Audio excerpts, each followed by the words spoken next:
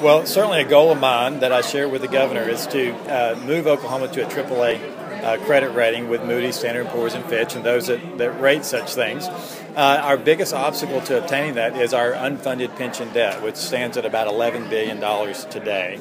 That's come down from $16 billion 2 years ago, but we still have quite a bit of work to do to get rid of the rest of it. We passed a bill a couple of years ago to get rid of unfunded COLA mandates. That helped us dramatically to lower it from $16 billion down to 11. But we said 2 years ago that this pension reform took years to get to, or this pension problem took years to build, and we will have to take years to solve it.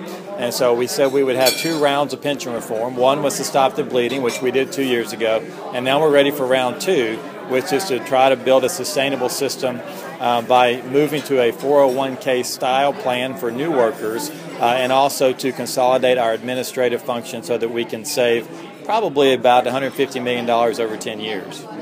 Well, currently at the state of Oklahoma, our pensioners are on a defined benefit plan, which provides a steady income stream for the duration of their life after they retire. Most private sector employees and many other states have moved towards a 401k or defined contribution, where the state would match the employee contribution, and it would build a nest egg for them that they would then use and draw down from in their retirement. It would be portable, flexible. They could take that with them when they leave state service. And so it's really modernizing our pension system to reflect what the private sector has already done and what many states are moving to do. Well, we incentivize deep and horizontal well drilling because it's very, very expensive. And if the oil and natural gas doesn't come out of the ground, then it's of no benefit to anyone. We can't consume it. And of course, the state of Oklahoma wouldn't receive any revenues if it stays in the ground. So for many, many years, the state of Oklahoma has incentivized to help reduce the high cost of deep and horizontal well drilling. That has now become the norm, where we have about 90% of the wells being drilled are horizontal wells. And so we're incentivizing most of the production in the state of Oklahoma. And so that lowers the tax rate. The incentive lowers them from a 7% tax down to a 1% tax for a period of time.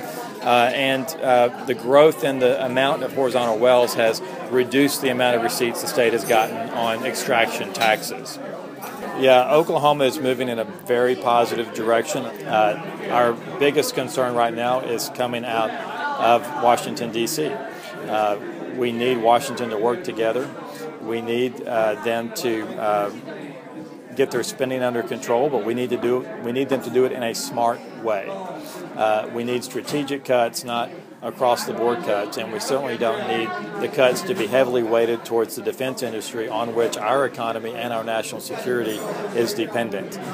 So I would like to think that Washington could work together and find better ways to reduce their spending. I want them to reduce their spending. As an American, they must reduce their spending to get our country on a fiscally sustainable path. However, we need them to do it in a smart way.